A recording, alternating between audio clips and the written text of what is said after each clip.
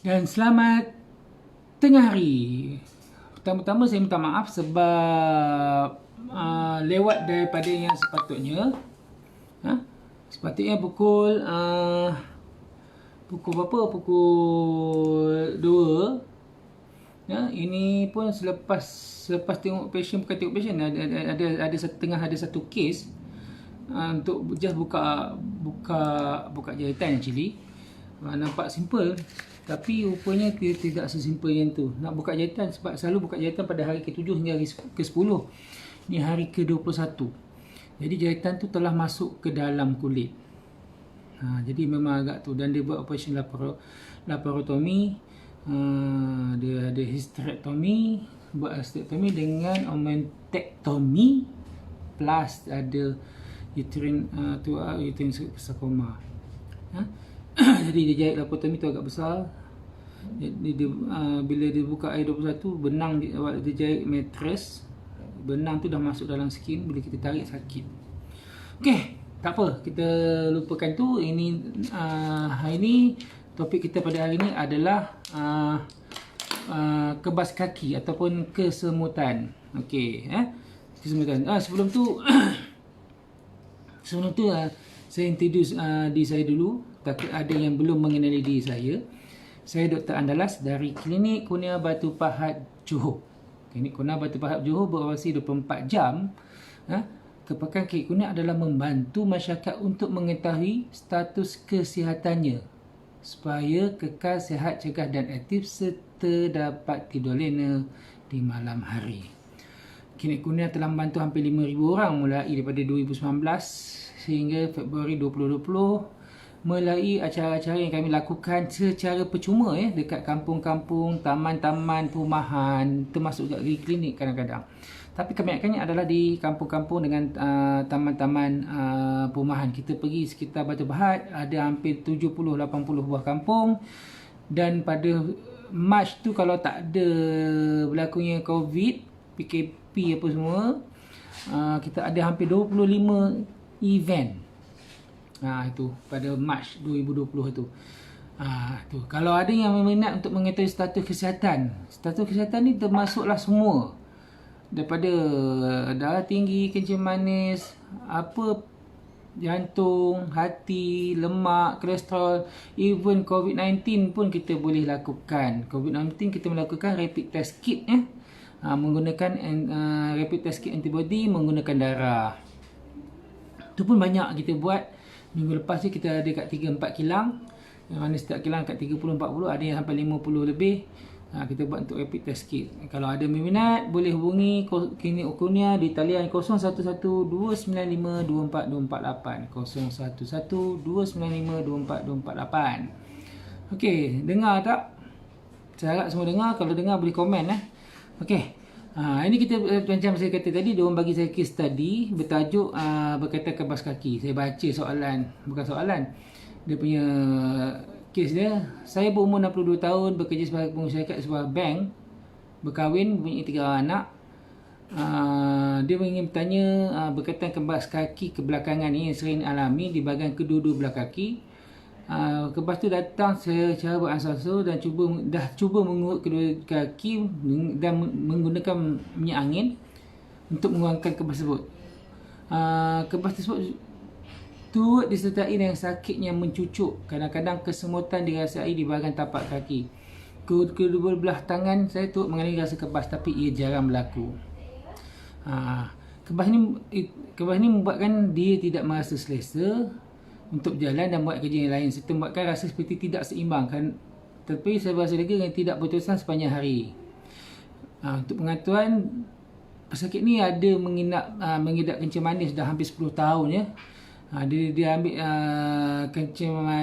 ubat kencing manis setiap hari dan cuba kurangkan makanan yang mempunyai gula yang tinggi. Pertanyaan dia pada malam doktor, adakah kerja kebas kaki saya mengalami ada kaitan dengan penyakit kencing manis atau disebabkan ada penyakit lain dan perlukah saya ke hospital untuk dapatkan nasihat doktor? Okey, itu soalan yang diberikan, case study yang diberikan. Kalau ikutkan daripada apa yang pesakit ini nyatakan, dia ada kebas-kebas di kedua-dua belah kakinya. Lepas tu dia ada kencing manis. Jadi pada pendapat saya, yang pertama adalah kebas-kebas ni merupakan komplikasi daripada komplikasi yang disebabkan oleh kencing manis. Jadi kebas-kebas tersebut merupakan satu komplikasi untuk pengidap penyakit kencing manis. Dia boleh melibatkan anggota tangan, anggota kaki, jari-jari. Jadi untuk mengelak benda itu memang pesakit diharap untuk menjaga pemakanan dan cuba mengawal paras gula darah.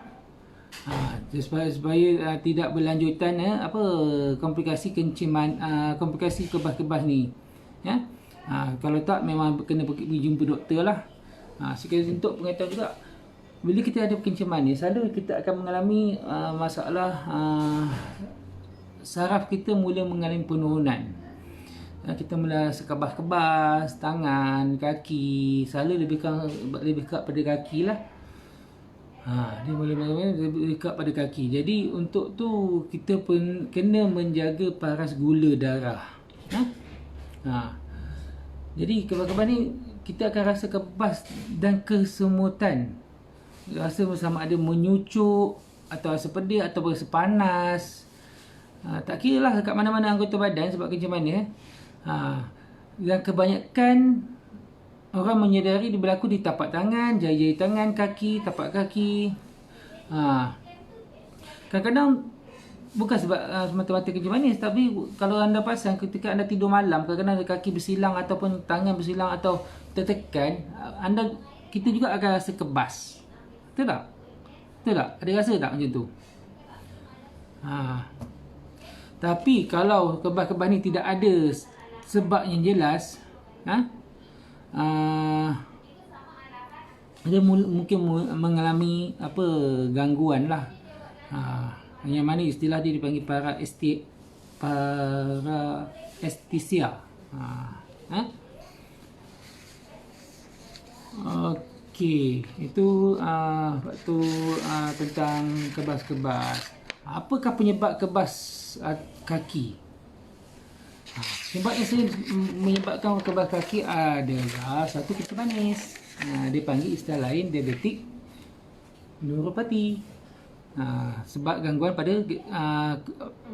atau kerosakan pada saraf, kerosakan saraf akibat oleh kencing manis.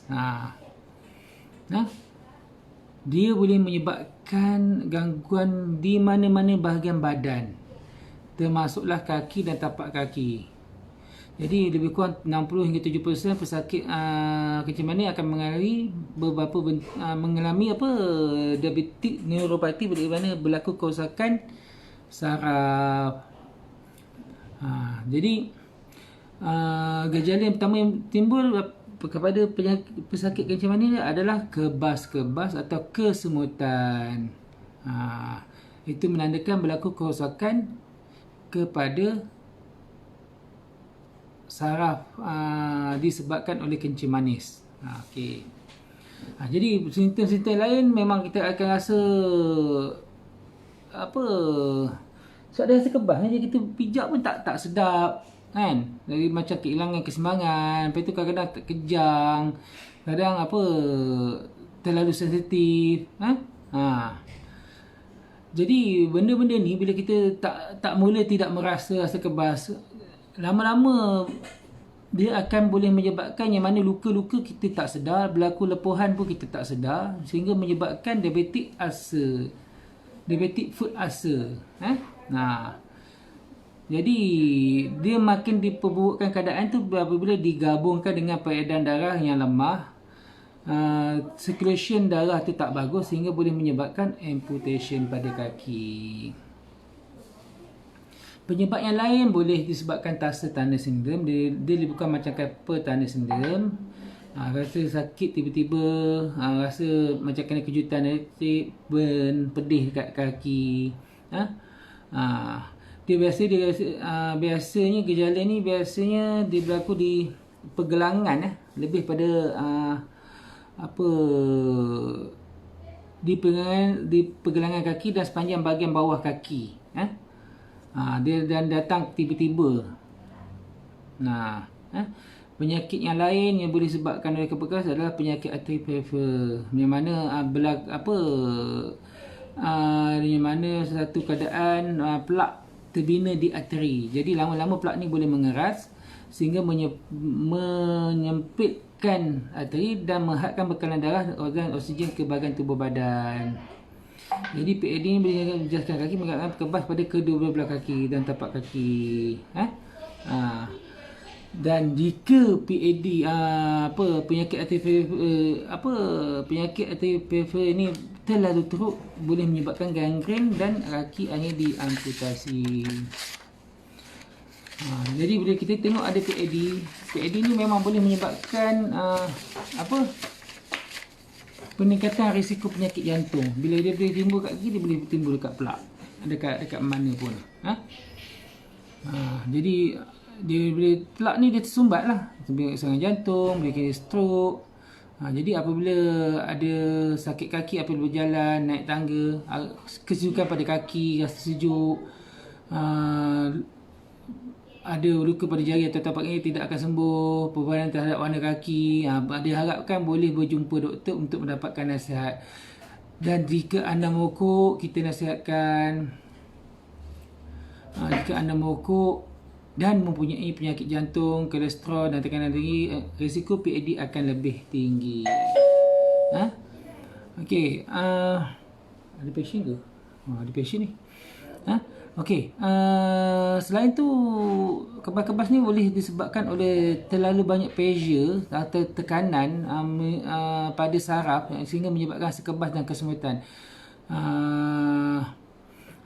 Macam contohnya pressure tu disebabkan otak tegang ataupun kasut yang terlalu ketat, ada kecederaan tapak kaki, pegangan kaki, duduk terlalu lama atas kursi, ataupun tulang belakang tergelincir atau hernia dan orang kata PID jugalah. Itu. Dan masih dapat berbagai-bagai penyebab yang lain lah untuk kebas-kebas ni. Sebab topik kebas ni nampak simple tapi dia memang agak panjang, agak panjang sebab dia kalau nak kita tapi selalu lebih sering berlaku disebabkan dia ada penyebab-penyebab yang lain. Contohnya fibromyalgia boleh, multiple sclerosis boleh, stroke pun boleh menyebabkan kebas-kebas. Semua tu boleh menyebabkan kebas-kebas. Jadi jadi kebas-kebas ni macam juga saya kata batuk juga. Kebas-kebas ni merupakan satu gejala. Jadi kita akan terpaksa menentukan sama ada penyakit apa yang menyebabkan. Yang kebas-kebas tu disebabkan oleh dia mengalami penyakit apa. Jadi rawatan terbaik untuk kebas-kebas kaki, biasanya doktor akan menasihati pesakit untuk melegakan kebas kaki dengan melakukan rehat mencukupi lepas tu ais letak ais di kawasan yang terjejas. Kawasan yang sakit tu boleh mengurangkan risiko lah, mengurangkan rasa kebas lah. Itu haba, tuam, ada setengah orang kata yalah, menggunakan urut, foot bath, itu antara rawatan. Dan saya sarankan, sebab rawatan dia tak ada spesifik, dia apa yang perlu lakukan adalah untuk mengatasi masalah kebas-kebas ni. Jadi dia perlu atasi dulu masalah yang menyebabkan kebas-kebas tu selalu kencing manis ke, stroke ke, ataupun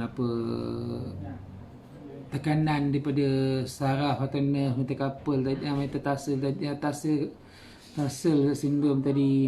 Jadi kita melihat tu dan kita akan bagi rawatan berdasarkan gejala. Kita tak ada spesifik rawatan yang tu, kecuali macam metatarsal kita mungkin metacarpal kita mungkin ada operation. Tapi kita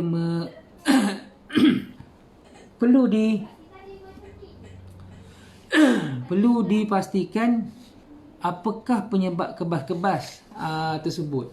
Baru kita akan proceed dengan plan-plan rawatan yang lain. Okey, saya rasa tu je. untuk kali ni dan rasa tak ada benda yang lain. Kalau ada sebarang pertanyaan, sebab saya tak nampak ada pertanyaan atau tidak. Cuba tengok, kita tengok kejap ada pertanyaan atau tidak. Kat mana saya pun tak pasti ni. Ada pertanyaan tak? Ada pertanyaan atau tidak? Kita tengok ada pertanyaan tak? Tuan,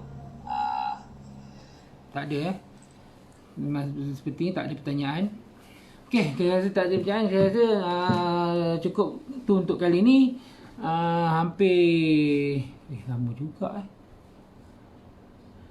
Okey, untuk kali ni kalau ada yang ingin bertanya, boleh bertanya direct, boleh WhatsApp pada nombor 0112952448 ataupun boleh bertanya, nanti dia ada ruang komen untuk bertanya. Saya rasa tu untuk kali ni. Assalamualaikum warahmatullahi wabarakatuh. Bye.